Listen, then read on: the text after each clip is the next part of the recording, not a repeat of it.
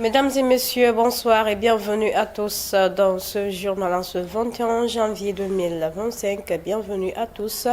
Voici les titres. Le président de la République a lancé ce lundi au Centre international de conférence Abdou Diouf la première édition de la conférence des administrateurs et managers publics. Vendredi dernier, Maître Ndoudondo et Maître Jacques-Pascal Gomi, tous avocats constitués par le député Farba Ngom, ont tenu un point de presse pour organiser la défense de leurs clients. C'était tout pour les sommaires. Bienvenue à tous. La conférence des administrateurs et managers publics s'est tenue ce lundi. Dans son discours, Bassirou Diomaye Faye est revenu sur la refondation de l'action des pouvoirs publics qui doit être selon lui conforme aux besoins et aspirations des populations en repensant la déconcentration et en revitalisant la décentralisation. Pour rappel, la vision 2050 est articulée autour de 4 axes stratégiques. Le premier axe, économie compétitive et création d'emplois. Le deuxième, aménagement durable des territoires et développement. Le troisième, capital humain et justice sociale. Le quatrième, bonne gouvernance et engagement panafricain. Vous noterez avec moi que le capital humain et la bonne gouvernance se situent au cœur de cette transformation. Je salue donc l'engagement constant de tous les agents publics, fonctionnaires comme non fonctionnaires, dont le dévouement quotidien fait vivre l'esprit républicain. Je leur renouvelle ma confiance ainsi que celle du gouvernement. Je souhaite également souligner le rôle crucial des cadres, dirigeants, pièces maîtresses de la haute fonction publique, qui secondent le président de la République et le gouvernement dans l'élaboration et la mise en œuvre, ainsi que de l'évaluation des politiques publiques. Au demeurant, au terme de 9 mois d'exercice du pouvoir, les constats sont alarmants. Nous faisons face à un État contraint, dont les marges de manœuvre budgétaires et financières n'existent quasiment plus. Ensuite, une administration républicaine, certes, mais manquant de cohérence et figée dans des schémas dépassés, alors même que nos réalités socio-économiques évoluent rapidement, marquées notamment par la transformation numérique et l'essor de l'intelligence artificielle. Puis, un secteur parapublic hypertrophié, doublonnant souvent avec l'administration centrale, qui est budgétivore et dont la contribution aux dividendes de l'État reste trop faible.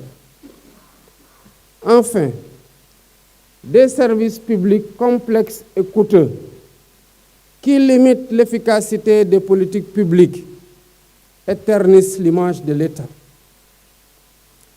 Dès lors, il est impératif de refonder notre administration pour la rendre plus moderne, plus proche des citoyens et plus efficiente dans ses missions. C'est l'objectif même de cette conférence des administrateurs et managers publics, qui se veut un cadre de dialogue, de réflexion et d'orientation stratégique.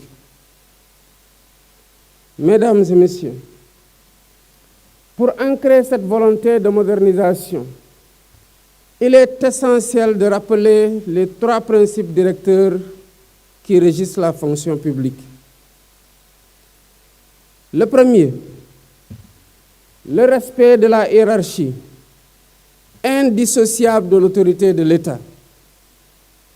Le deuxième, la primauté de l'intérêt général, incarné par le président de la République et le gouvernement, eux-mêmes investis de la légitimité populaire. Levée de l'immunité de Farba Ngom dans un point de presse organisé, Maître Doudou Ndoye, un des avocats de Farba Ngom, a dénoncé le traitement médiatique réservé à son client. Il a souligné que jusqu'à présent, ni Farba Ngom ni ses défenseurs n'ont eu connaissance des faits précis qui lui sont reprochés. Il faut qu'on leur donne un dossier complet.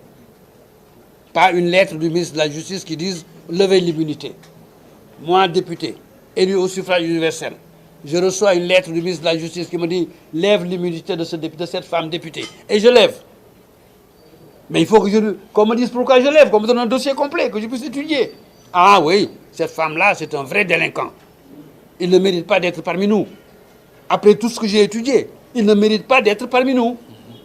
Mais parce que le ministre l'a demandé, quel que soit votre camp, l'avenir est devant vous. Quel que soit votre camp, gagnez, mais gagnez proprement. Décidez proprement pour laisser derrière vous ce qui un jour va vous protéger et va protéger vos propres enfants. Nous faisons notre travail d'avocat. Nous ne faisons que notre travail d'avocat et rien d'autre. Et rien d'autre. Aucune autre considération, aucun sentiment quelconque. Le droit et la loi. Les juges et nous. Je dis bien le droit et la loi, les juges et nous. Demain, aujourd'hui c'est pour Farba Ngom, demain c'est pour Farba Diagne, après demain c'est pour Sokhna Mbengue. Et la règle est la même pour tout le monde. Pour ce qui me concerne personnellement, ce que je viens de dire, j'ai eu l'occasion de le prouver au Sénégal il n'y a pas si longtemps. J'ai eu l'occasion de le prouver au Sénégal il y a très longtemps. Ça veut dire que dans toute mon existence, je n'ai fait que prouver dans ma propre vie ce que je viens de dire. Je ne suis d'aucun camp lorsque le droit et la loi sont là. Lorsque nous devons parler de la loi et du droit. Je ne suis d'aucun camp. Je suis du camp de l'avenir, de la sécurité de nos enfants. Et c'est Baboucar Cissé comme moi et les autres qui n'ont pas vu venir pour des raisons indépendantes de leur volonté, nous sommes là. En Guinée, les plaidoiries et réquisitions ont eu lieu ce lundi dans le procès de l'ancien Premier ministre Ibrahim Kassori Fofana devant la Cour de répression des infractions économiques et financières. Le parquet a requis 5 ans de prison et 5 milliards de francs guinéens d'amende contre Kassori Fofana. Pour rappel, Kassori Fofana est poursuivi pour corruption, détournement des deniers publics, enrichissement illicite et blanchiment des capitaux, suivant l'un de ses avocats. C'est une justice au service des hommes de coup d'État. C'est pourquoi on ne va pas perdre notre temps quand le dé est piqué à l'avance. C'est la raison. 5 ans d'emprisonnement requis contre votre client. Bon, vous savez, le ridicule ne tue pas. Et vous avez écouté comment l'État titubait pour pouvoir justifier les 15 milliards. Ce signal, c'est dans le dossier de la procédure à l'instruction. Les 15 milliards là, c'est le fonds Mamri. Et le fonds Mamri, pendant la passation, pour que Mamri soit à la disposition de la présidence, contre décharge de cahier de charge, il y avait 12 milliards à la Banque centrale, qui est vérifiable. Et les 3 milliards qui ont été envoyés au fonds Agnès, c'est par appel d'offres. L'actuel ministre de l'énergie avait une société privée qui a bénéficié du marché. Allez-y le demander. C'est lui qui a reçu les 3 milliards, qui sert alors là la même transition. Si on demande le fonds là, à Kassori, et à la place du fonds Mamri, qui est une entreprise publique qui a le conseil d'administration, il n'est pas le gérant. À la place d'un premier ministre, un montant ordonné, je crois que c'est purement politique. Kassori ne mérite pas ça. Et plus grave, Agnès ne dit pas qu'il a perdu un franc. Au départ, ici, on avait dit que Kassori était propriétaire de Plaza Diamant. Aujourd'hui, le procureur dit qu'il a payé un appartement. Je crois que ça commence à tomber.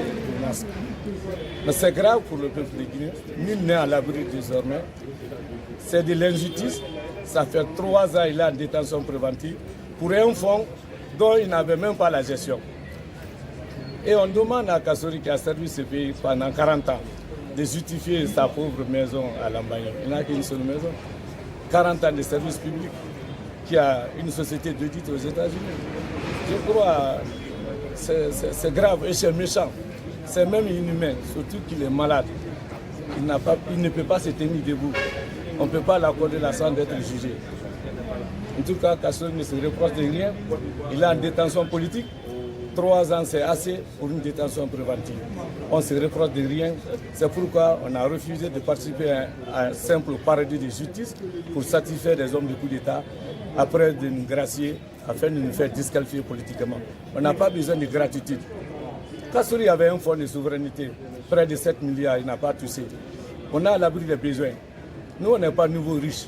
La noblesse oblige. Kassory ne mérite pas ça. Je vous remercie. Qu'est-ce que vous comptez faire maintenant? Vous confiez oui, mais quand ils vont rendre leur décision taillée sur mesure pour satisfaire les hommes de coup d'État, on va relever appel. Et on va exercer jusqu'au dernier recours. La force reste à la loi. Et vive la démocratie, vive la République de Guinée, à part le coup d'État. Je vous remercie. Ce lundi, l'armée malienne a fêté son 64e anniversaire. À cette occasion, une parade militaire a été organisée à la place d'armes du génie militaire, suivant la parade militaire des éléments de l'armée de l'air des femmes. Commandé par le commandant Djeneba Dambélé, l'armée de l'air de nos jours poursuit une montée en puissance remarquable. L'armée de l'air tient désormais une position déterminante dans le dispositif des femmes. Devise plus haut, plus loin, plus fort. La section féminine est commandée par le lieutenant Bintou Diakité. La mission, préserver l'intégrité de l'espace aérien national. La deuxième section, commandée par le sous-lieutenant Sine Daniel Dakwo, est suivie de la troisième section des fusiliers commando de l'air, FISCO. Ces fusiliers sont de l'unité d'élite de l'armée de l'air, créée en 1998 pour répondre aux défis contemporains et se positionner au niveau des grandes armées.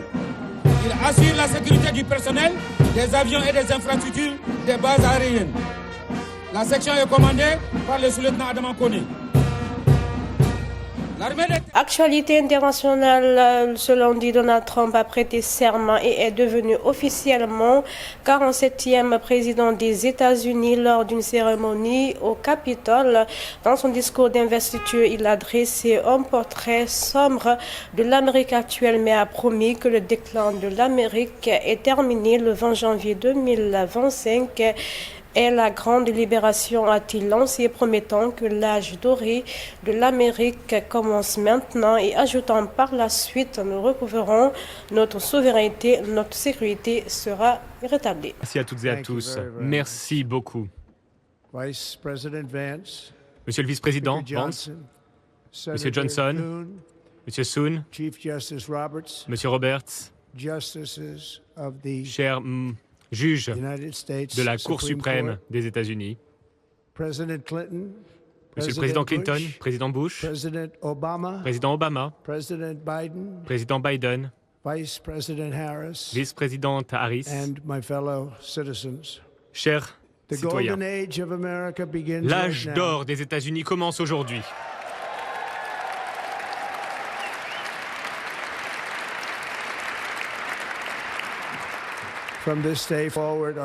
À partir d'aujourd'hui, notre pays va prospérer et va à nouveau être respecté aux 4 coins du monde.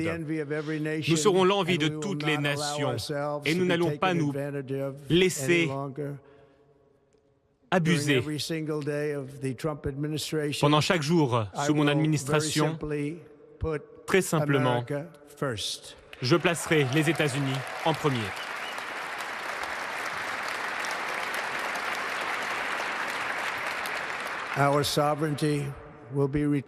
Nous allons retrouver notre souveraineté. Nous allons restaurer notre sécurité.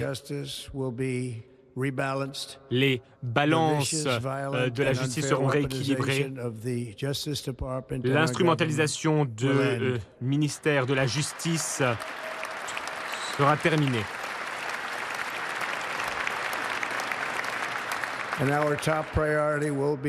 Nos priorités absolues consisteront à créer une nation fière, prospère et libre. C'est avec ce reportage que nous bouclons ce journal. Merci à tous de l'avoir suivi sur la télévision Tamashek, la culture au cœur de l'Afrique. Prenez soin de vous et bonne suite de programme à notre compagnie.